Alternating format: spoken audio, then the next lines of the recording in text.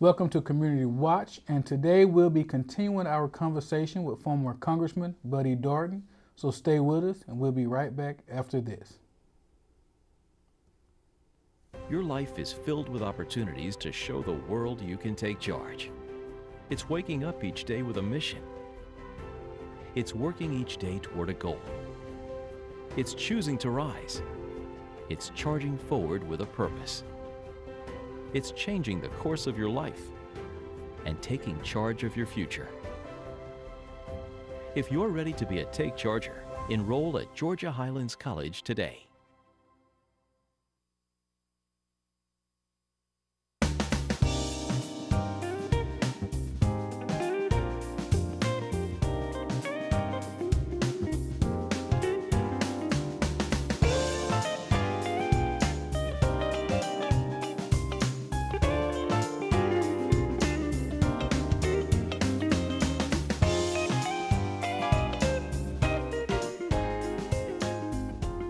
Welcome to Community Watch.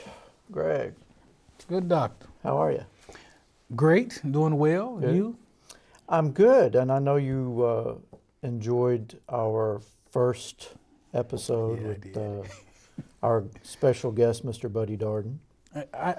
Well, as a Morehouse man, I just learned a long time ago, whenever you're in the presence of somebody that's very wise, you really want to hear, because so many times things that we get from the media, from TV, or just our friends, you appreciate being able to hear their opinions and take from the experience of somebody like Mr. Darden. So, yeah, I was very excited and happy about that. And we've conned him into sticking around for another half hour, so we want to take advantage of that. We will be right back after this with our guest, Mr. Buddy Darden. Do not go away.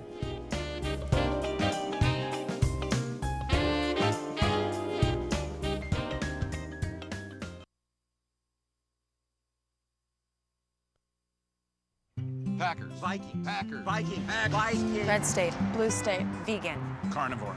We come from different places. Uptown. downtown. Optimist. We come to different conclusions. Half empty. Half full. But when we live united, we create real, lasting change in the building blocks of life. The education, income, and health of our communities, Live. our families, United. even the person next to us. Live united. Real change won't happen without you.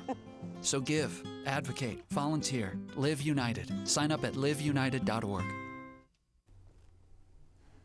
Welcome back to Community Watch. We're very happy to have with us again Mr. Buddy Darden. So happy to have you to stick with us and talk some more. Well, thank you, Dr. Hershey. Actually, I was here, so I didn't have any reason not to go anywhere. It's a pleasure to be with you and Greg and to talk over some concepts here today. Greg was saying that it was nice to be able to have a conversation with someone about these issues, and it made me think about how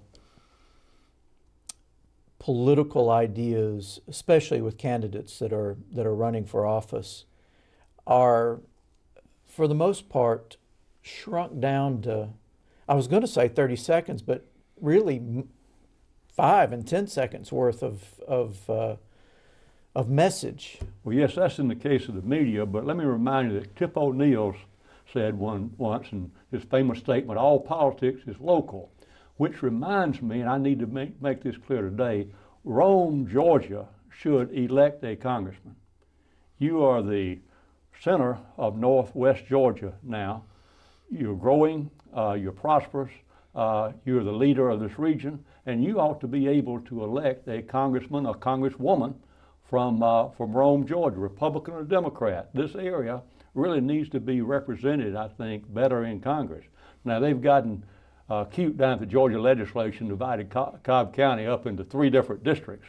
And we'll talk about that some other time. But at the same time, when I was in Congress, I had everything from the Chattahoochee River all the way to the Chattanooga city limits. I had Cobb County plus 6 more counties, and Floyd and Rome were was the second largest area in the district. But now that Marietta and Cobb is no longer in your district, you ought to be able to put together a coalition to elect a congressman from this area. Yeah.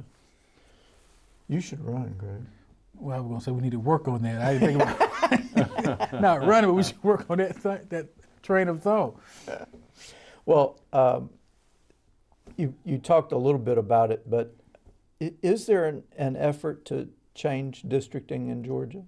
It's going to be very difficult because, as somebody said, it's hard to take the politics out of politics. But I think what you could do, and what the Supreme Court may be going to do in its next term, is determine whether or not sheer partisanship can be the basis for reapportionment and creating a district. So I'm not sure, nobody's going to do anything until we see what the Supreme Court does in cases involving two states. One is Wisconsin and the other is Maryland. One Republican, one Democrat. So I think I can be able to tell you maybe in 6 months whether it be possible for the state legislature to do it. It's going to be very difficult and probably won't happen, but with the right direction from the Supreme Court as the standards, it may well at least be possible. Now in talking about that redistricting and whole nine, do you believe that because politics have been rigged in such a way, lines have been drawn in such a way that really we're not even getting the most from our representative, because as you said earlier in the other segment, they really don't have to appeal to everybody. And so it's in my thinking, the fact that if I don't have to talk to you and both John, I can just talk to John, then we're really doing a disservice. And so redistricting, while it may win seats, I don't know that it really produces the best of us, because you really don't have to appeal to a lot of people. I agree with you, and as I said in a previous segment, I always had what was called a swing district. And as I said before, being in a swing district and having to come back to the district to talk to your people, to stay in touch, to go to the PTA, to go to the city council meeting, to go to the county commission meeting, that'll improve your personality and keep you in close contact with your constituents. I think that that's a great value of it, because you can be a better representative of the people if you have to reach out and represent all the people. And I had, at that time, a very diverse district, and I had to be able to meet with and talk to all constituencies, and not because I was such a great congressman, but because it was necessitated by the fact that if I didn't work hard, I would be called home pretty soon. Yeah. But I lasted almost 12 years. That's plenty of time. That's great. So we have a new governor. Right. After a very tight election in the fall, and a somewhat controversial election. Do you believe now Governor Kemp should have recused himself or taken himself out of that Secretary of State position before he ran for office?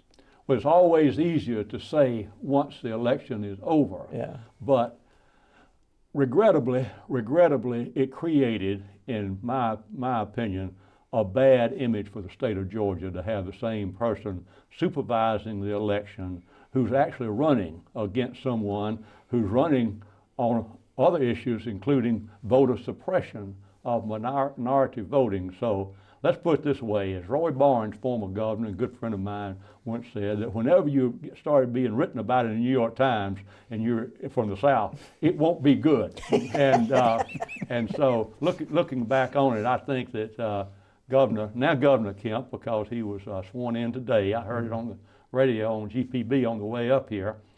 So I think if he had to do all over again, he might do it differently. What bothers me the most, though, is that our whole idea of voting rights seemed to be geared toward keeping people from voting and putting up barriers from voting, rather than encouraging people and getting people to vote. We've got it all backwards. I think it goes back to our roots in the South. You know, we had poll taxes for years. Mm-hmm. And of course, in the Constitution in the beginning, there was no right for diverse minorities to vote.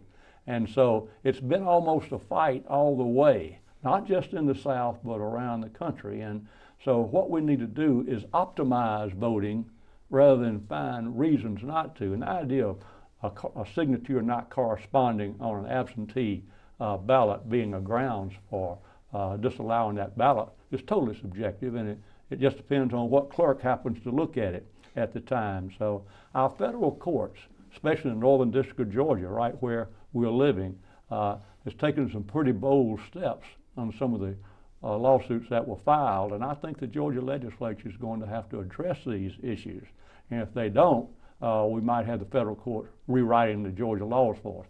Elections should be the province of the state, of course, but at the same time, where the state fails to meet its responsibilities, it will probably turn it over to the federal courts. But in Brian Kemp's case, let me say this: I did not support him, even though I wish him well, and he won the election, and it should be over.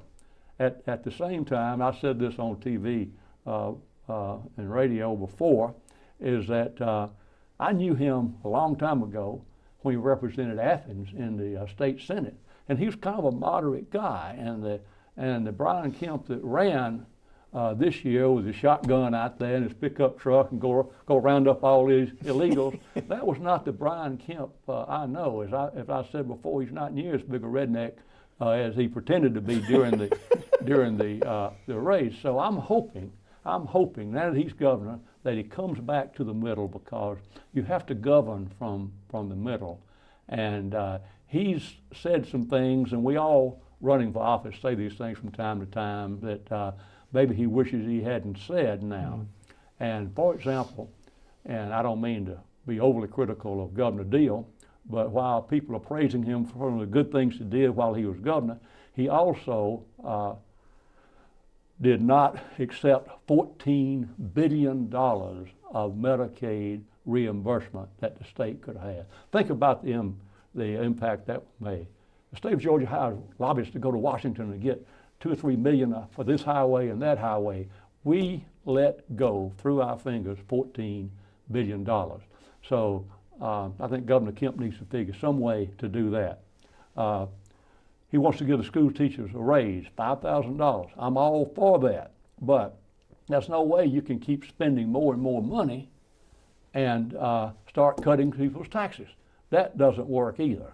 And under our system of a graduated income tax, people who make the most money generally pay the most taxes. And this is no time for a tax cut if he's going to do that. So he's got his wagon loaded up pretty good, and I wish him well. I want him to succeed, because if he succeeds, the state succeeds. But it's going to be a reach to do some of the things that he wants to do. And of course, guns. We've already got a law now that allows just about anybody to carry a gun if they get a license. But I'm telling them right now, if they really want to do something about gun rights, let people carry a weapon or a gun to the state capitol when the legislature's in session. Let's see how much they really believe in that. So as I own guns, I shoot, and I was pretty good at shooting quail. But at the same time, there's got to be some reason. Our motto in this state is wisdom, justice, and moderation. And I was down there this morning when the Senate went into session, and they not only did the Pledge of Allegiance to the flag of the United States of America, but they did a pledge to the flag of Georgia. And did you know we got a pledge to the flag of Georgia? I didn't. I did. But when they called on people to recite the pledge, nobody knew it except for the guy who was reading it off the card. But it does mention that I pledge wisdom, justice, and moderation. So I'm hoping we'll get that out of Governor Kemp and his administration. Again, while I didn't support him, I want to see him succeed, because I'm a Georgian, and we need all the unity we can get in the state. Well, maybe the fact that the election was so close will encourage that shift to the center a little bit. I hope so, because what he did, and it was a very effective strategy, is that he went to places like Walker County and Worth County and all of these places outlying around the state, and maximize that rural vote. And Pickens County, Rabun County, you name it. But he lost the areas which are the most economically prosperous, and and which really drive the economic engine of this state. So he's got a big challenge here. And again, I want him to succeed, but sometimes we say things in campaigns we probably wish we hadn't said. He's a man of goodwill. He's not some ogre. I've always known to be a reasonable person, but he's got his wagon loaded up here. We need to take a quick break. We will be back with much more, so do not go away.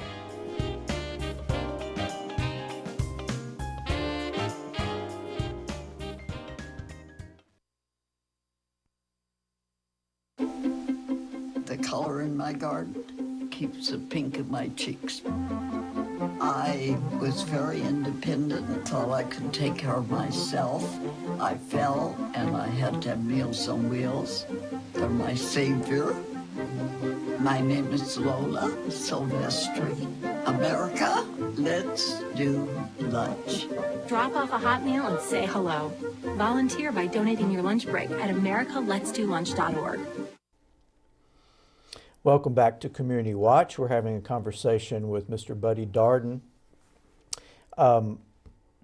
You are continuing your work as an attorney. Do you miss being in politics? Yes, I do. I'm still involved in the peripheries of, I'm a junkie. I've always been a political junkie, and I give more money than I should. I have to hide it from my wife when I make contributions and so forth. But I believe I think I've been a pretty good citizen in that I support candidates and stay involved in politics, but certainly not as a candidate. But I really relish my time in office and regret that it came to an end. But my thirst to serve now has been quenched. I'm 75 years old, and we need younger people as we're getting in state and national service. By the way, I checked this out the other day and looked at the seniority list for the House of Representatives. And if I was still there, I would be 7th in overall seniority out of 435. Now, what does that mean? Absolutely nothing. But I did, out of curiosity, look it up, and so I would be right near the top if I had stayed. Of course, I'd probably be dead if I had tried to stay as well. But I relish my time in public service, and even though I wasn't ready to come home when I did, it turns out pretty well for me because I was still young enough to pursue another career and do other things. Let me tell you something, if I may, about the law and the law profession. And my brother, who was a retired surgeon in Gainesville, Georgia, pointed this out to me because he retired. He's younger than I am. He retired more than 10 years ago. I said, "John, what are you doing?" He said, "Well, my profession as a surgeon, unlike yours, does not reward age and experience and a little gray hair. People want a young surgeon. People want somebody who get up in the middle of the night and be there all the time, but your profession rewards age and experience and a little knowledge that you accumulate. So I'm very fortunate the way it's worked out for me. But nobody wants a part-time surgeon." Yeah, no. but you know, I've actually had this discussion though. But I think sometimes people get in Congress and they stay so long that I wonder that when they do leave, because they've been such a fixture, it creates this huge vacuum. For instance, right now, you may have went home before you was ready, but the ability, and I'm sure you've worked with plenty of wanted to be candidates. You've given them advice, you've been able to advise them and help them. And sometimes I wonder if you stay too long, do you create a situation where you have you're in a power broker position, but when you leave, now there's this huge hole that the party may not be able to recover from easily. Well, I'll tell you what happened, though, the day the Congress convened after I was gone. I watched it on television when Newt Gingrich came in as Speaker and the Republican Congress took over and the new Congress began without me. And guess what? They went right ahead and didn't have a single bit of trouble going. So the point is, none of us is indispensable.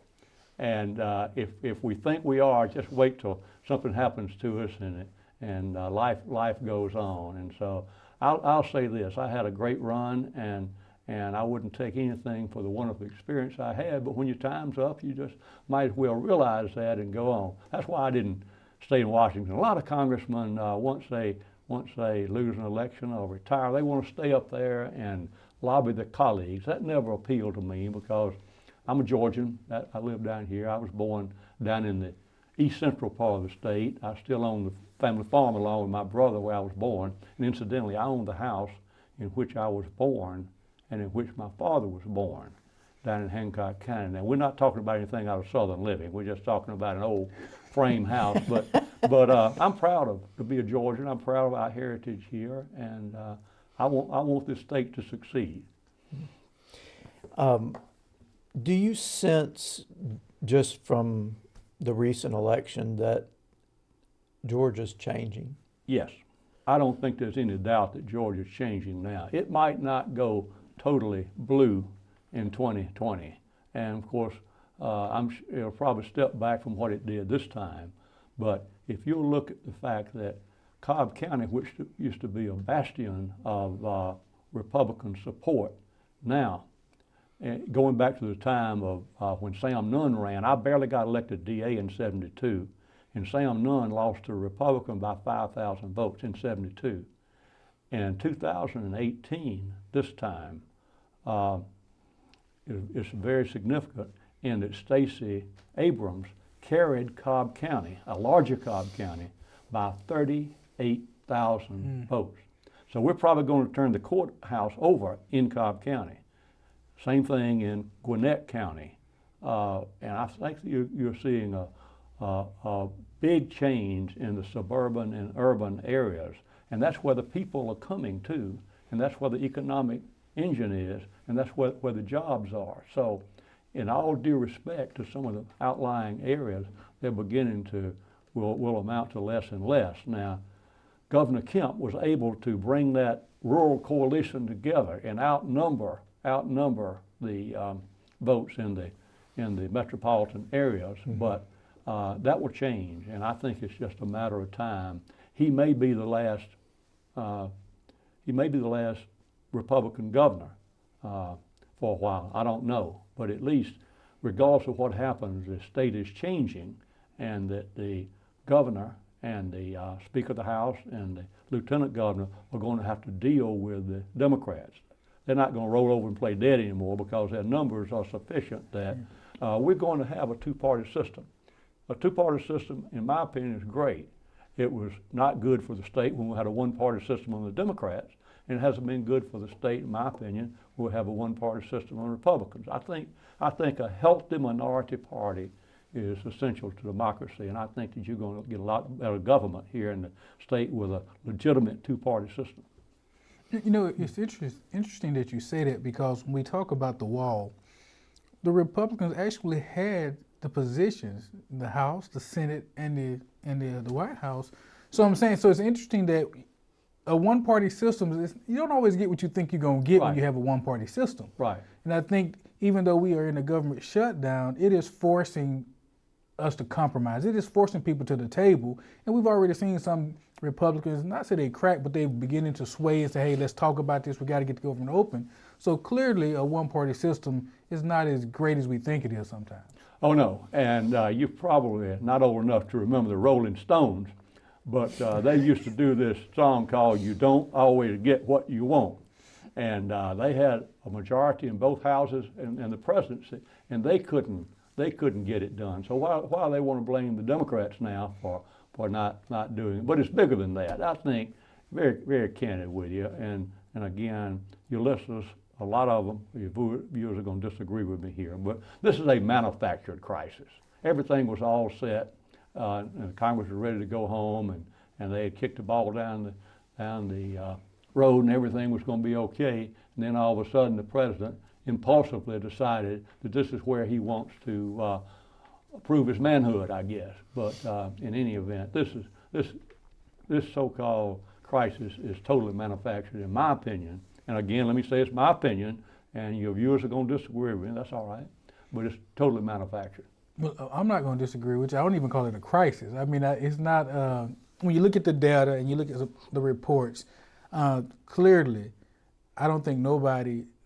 I think everybody wants better border security. I mean, when you look at the reports, clearly technology is huge in there.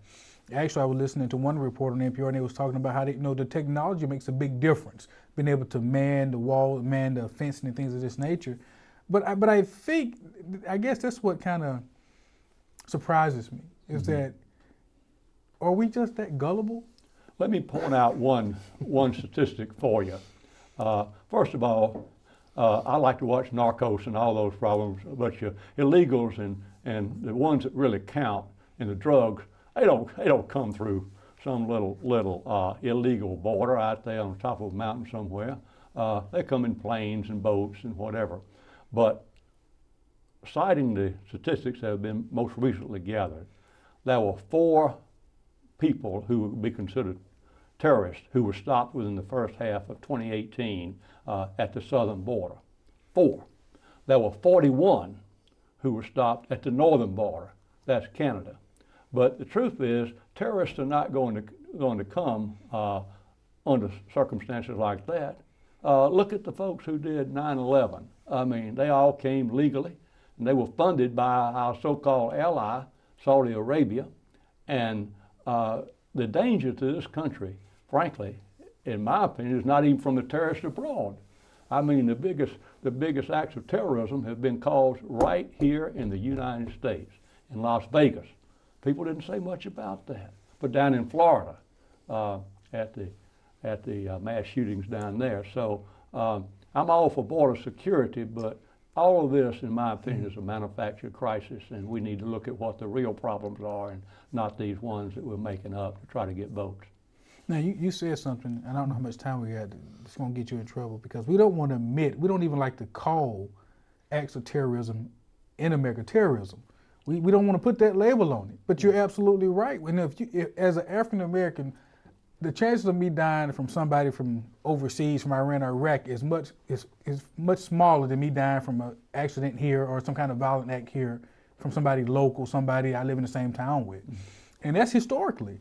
But we are very careful to use that word terrorism when it's homegrown. But it's more of a threat to us than a lot of international people. If a man checks into a hotel and smuggles guns in over a course of several weeks, and knows a concert's coming down below him, and sets up these automatic weapons that have been converted from semi-automatics to automatics by the so-called bump stock, and shoots hundreds of rounds into a crowd, that guy's a terrorist, in my opinion. I don't care whether he's from Las Vegas or whether he's from Saudi Arabia or from Yemen. It doesn't make any difference. And Timothy McVeigh, does anybody remember Timothy McVeigh, the guy that blew up the federal building in Oklahoma? That guy's a terrorist. And it doesn't make any difference where you're from. Look at what our real threats are. Yeah. This is not to say we shouldn't protect the borders. I'm all for that, but we just need to use common sense and be reasonable here. We need to take a quick break here. Don't go away, though. We'll be right back.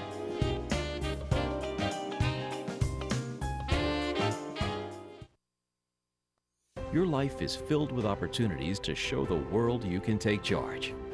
It's waking up each day with a mission. It's working each day toward a goal. It's choosing to rise. It's charging forward with a purpose. It's changing the course of your life and taking charge of your future. If you're ready to be a Take Charger, enroll at Georgia Highlands College today.